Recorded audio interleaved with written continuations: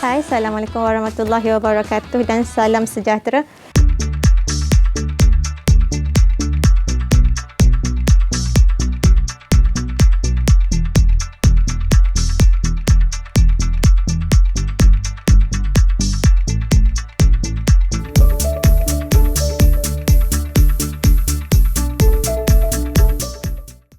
Bertemu sekali lagi dengan saya Nur Ahmadur Rahman, dietitian anda dalam diet dan nutrisi.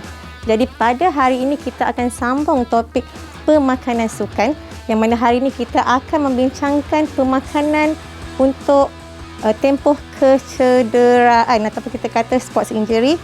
Macam mana pemakanan yang sesuai apabila atlet ini mengalami injuries ataupun kecederaan. Commonly atlet akan terdedah dengan kecederaan sangat biasa, sama ada dalam tempoh latihan ataupun dalam tempoh pertandingan. Sepatutnya atlet ini dia dah kena cuba untuk mengelakkan berlakunya injuries ataupun kecederaan dalam tempoh-tempoh ini. Antara langkah-langkah yang boleh atlet buat untuk mengelakkan kecederaan antaranya dengan mengamalkan pemakanan yang baik semasa latihan dan juga semasa pertandingan. Dah tentu pemakanan yang baik dapat mengelakkan berlakunya kecederaan. Bagaimana nak laksanakan pemakanan yang baik? Atlet harus mengambil karbohidrat yang mencukupi, mengambil protein yang mencukupi, mengamalkan hidrasi yang baik dan juga memastikan semua makro dan mikronutrien diambil dengan sempurna. Sekiranya itu tidak berlaku, ia akan memudahkan atlet untuk mengalami pelbagai jenis kecederaan, sama ada kecederaan yang teruk ataupun tidak, melibatkan connective tissue ataupun soft tissue injury, ataupun mungkin melibatkan musculoskeletal, mungkin melibatkan tendonitis ataupun kecederaan-kecederaan lain yang mungkin akan berlaku semasa bersukan. Atlet juga mungkin akan mengalami kecederaan seperti fracture ataupun kepatahan dan juga kecederaan-kecederaan lain seperti head injury ataupun traumatic brain injury. Ini semua antara kecederaan yang boleh berlaku kepada atlet sama ada semasa pertandingan ataupun semasa latihan. Jadi sebelum latihan ataupun pertandingan itu lagi, atlet dah ada good nutrition, dan selepas latihan dan pertandingan perlu ada recovery yang baik, yang mana kita sendiri tahu dan maklum good recovery sebenarnya membantu atlet untuk training dengan lebih baik. Sekiranya recovery itu tidak berlaku, tiada pemulihan, maka risiko untuk berlaku kecederaan adalah semakin besar. Dan kecederaan ini adalah berbeza-beza mengikut atlet. Atlet lumba lari pun mudah mendapat kecederaan. Atlet endurance juga mudah mendapat kecederaan. Atlet yang melibatkan diri dalam boxing ataupun ada pukulan juga mudah mengalami kecederaan. Dan paling penting apabila kita tercedera, apa yang patut dilakukan selain daripada treatment pantas oleh fisio dan sebagainya, faktor nutrisi ataupun pemakanan sering tidak diendahkan oleh atlet. Sedangkan ini adalah salah satu faktor yang penting bagi memastikan atlet cepat recover, cepat pulih daripada injuries dan boleh bermain semula. Selepas ini kita akan tengok peringkat-peringkat untuk kecederaan dan apakah nutrien yang diperlukan untuk recovery daripada kecederaan tersebut.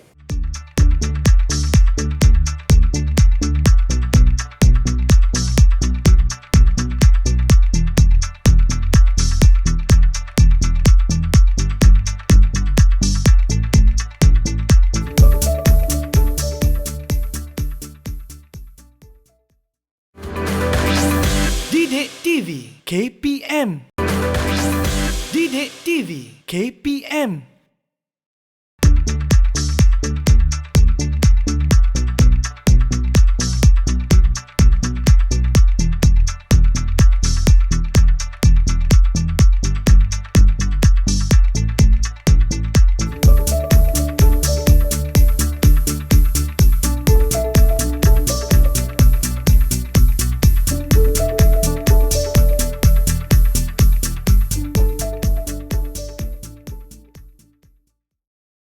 Seterusnya kita akan melihat stages ataupun peringkat-peringkat yang berbeza untuk injury.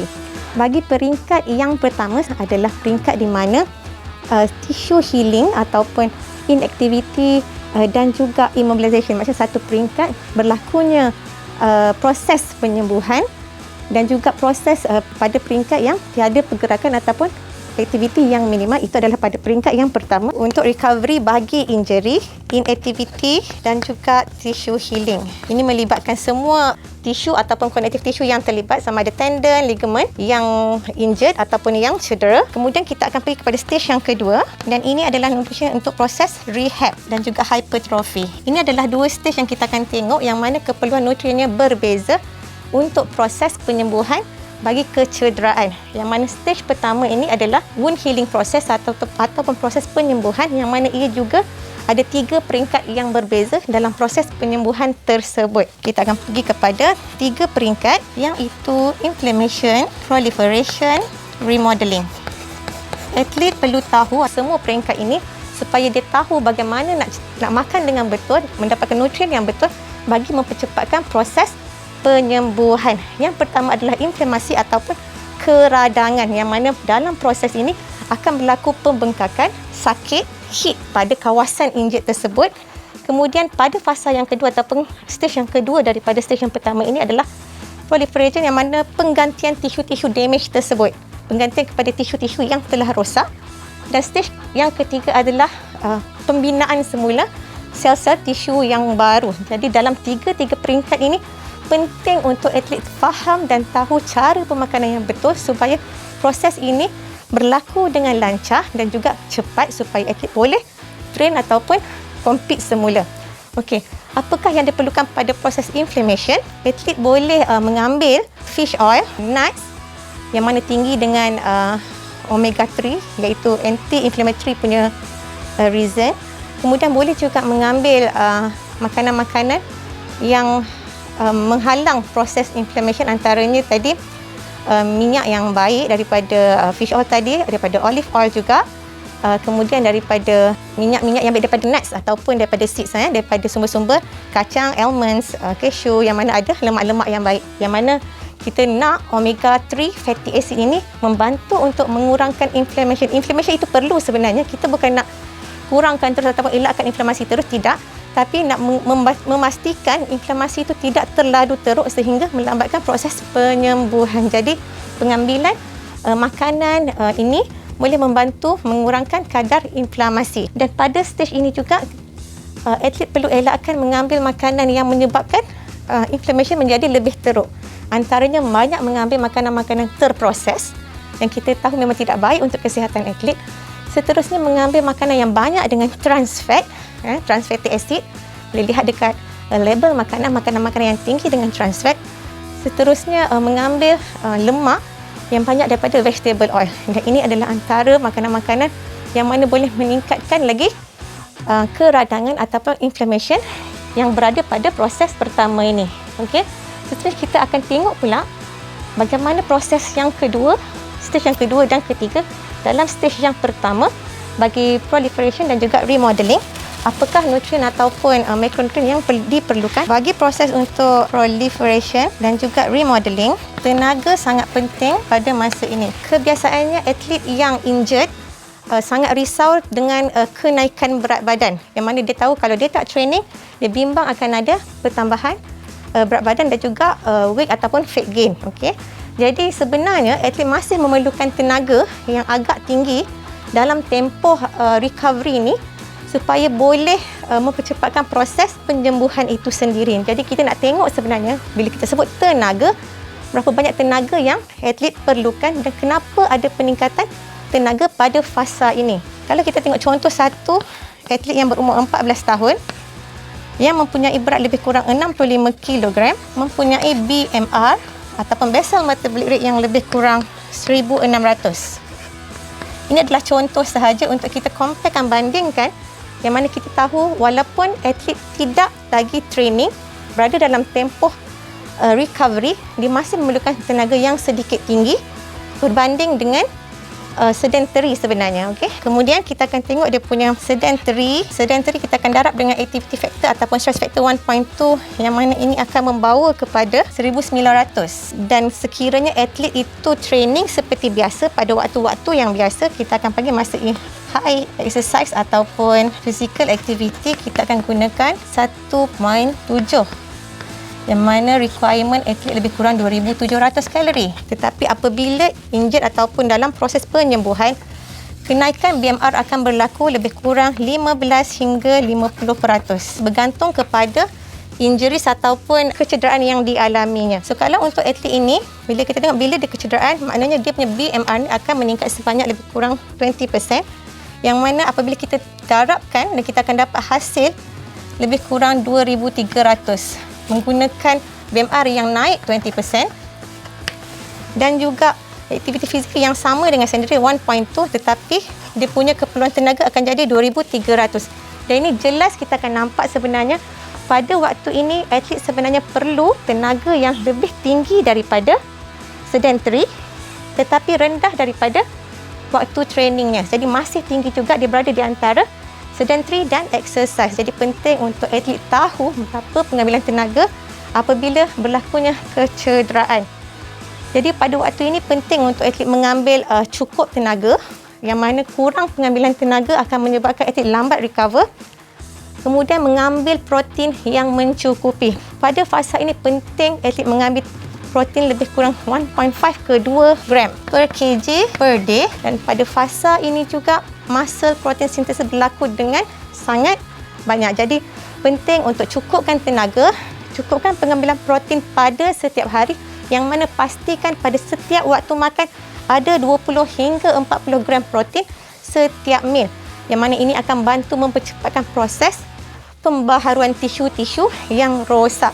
Jadi mengambil lemak yang mencukupi, dan lemak ini biasanya kita akan fokus kepada lemak-lemak yang membawa kesan yang baik. Kita kurangkan pengambilan saturated fat, kita fokus kepada polyunsaturated fat, monounsaturated fat, yang mana ini adalah fatty acid yang baik dan boleh mengurangkan kadar kecederaan itu dengan lebih cepat. Jadi penting untuk fasa-fasa ini, baru fasa pertama kita dah tahu ini adalah fasa yang kritikal, supaya apabila pergi ke fasa yang seterusnya, stage 2 ataupun rehab dan hypertrophy, yang mana atlet akan pula memberi tenaga yang mencukupi untuk fasa yang seterusnya, supaya dia dapat kembali kuat pada fasa-fasa yang seterusnya, kemudian boleh compete semula. Jadi fasa pertama ini iaitu wound healing sangat penting, membekalkan semua nutrien-nutrien yang diperlukan, mengambil makronutrien yang cukup, boleh mengambil vitamin C, boleh mengambil herbs ataupun spices yang boleh mengurangkan inflammation, boleh ambil nenas ataupun ada bromelain, ada curcumin ataupun turmeric, yang mana itu adalah antara herba-herba yang ada dalam makanan kita untuk mengurangkan inflammation pada fasa ini. Jadi apabila fasa ini berlaku dengan pengambilan tenaga yang mencukupi, protein yang mencukupi, walaupun atlet tidak bergerak ataupun limit pergerakan yang terhad disebabkan oleh kecederaan, pengambilan yang mencukupi ini akan membantu atlet untuk recover dengan lebih baik sebelum atlet ke fasa yang seterusnya, iaitu fasa rehab ataupun hypertrophy, untuk persediaan atlet ke pertandingan ataupun return to play, yang mana kita akan cakap dengan lebih lanjut selepas ini.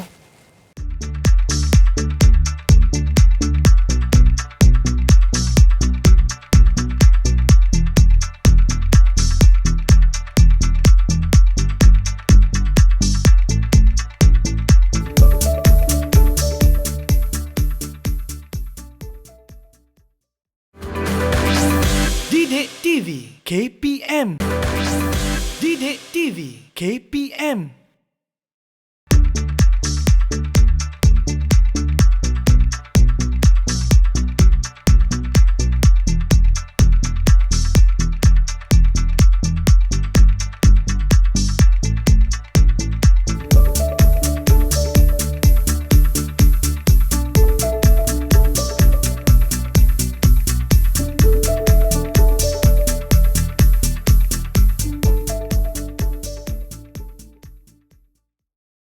Seterusnya kita akan tengok fasa yang seterusnya selepas kita belajar tentang fasa pertama, iaitu fasa rehabilitasi.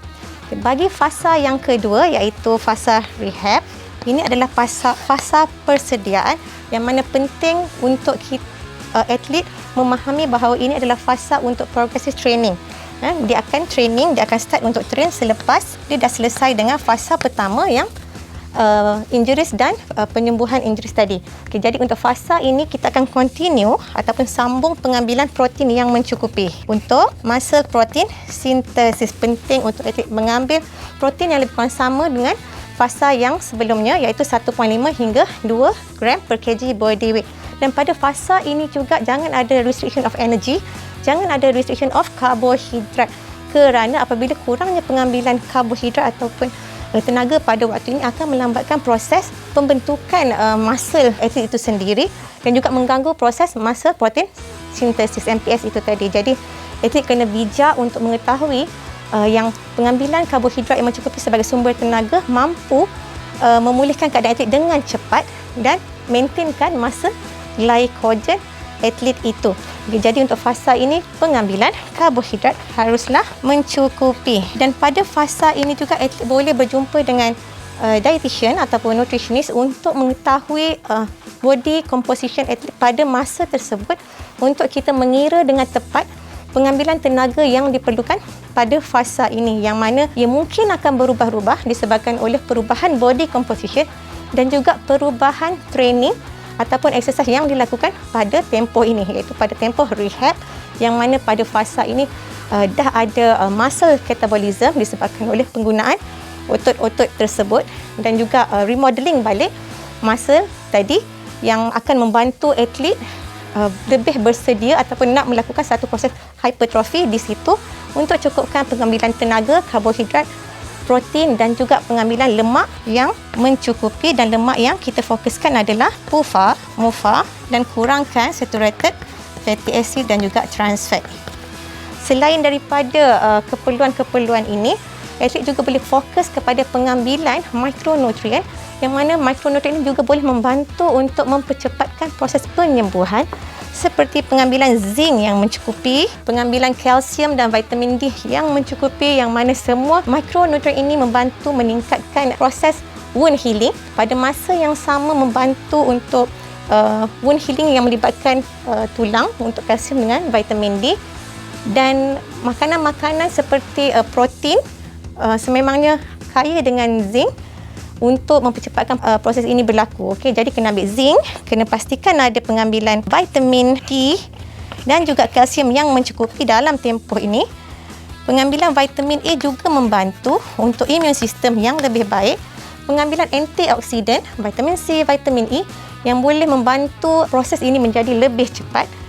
Seterusnya pengambilan-pengambilan makanan yang seimbang secara keseluruhan. Jadi pengambilan air juga penting pada tempoh ini untuk memastikan nutrien dapat dibawa dengan lebih baik kepada keseluruhan bahagian-bahagian yang injured. Jadi proses rehabilitasi untuk atlet merupakan satu proses yang penting, yang mana atlet perlu pastikan atlet mengambil tenaga yang mencukupi yang ditetapkan oleh mereka yang profesional untuk tetapkan berapa pengambilan kalori pada masa tersebut dengan jumlah protein yang betul, termasuk timing pengambilan protein, timing pengambilan karbohidrat. Ini semua akan membantu atlet untuk ada menu planning yang lebih teratur, yang lebih baik, seterusnya dapat recover dengan lebih cepat. Dan atlet juga boleh bekerjasama dengan coach untuk pastikan training yang diberikan kepada atlet pada fasa rehab ini bersesuaian dengan keadaan atlet pada masa tersebut. Jadi ini antara nutrition strategy ataupun nutrition intervention yang kita dapat bantu atlet untuk pastikan atlet tidak kehilangan otot walaupun injuries, dan juga tidak tambah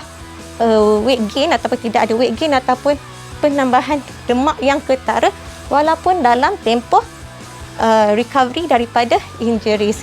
Jadi saya harap adik lebih jelas bahawa apabila kita injured ataupun mengalami kecederaan, pemakanan merupakan salah satu faktor yang sangat penting untuk memastikan kita boleh kembali training ataupun compete seperti biasa. Jadi jumpa lagi dalam episod yang seterusnya. Bye.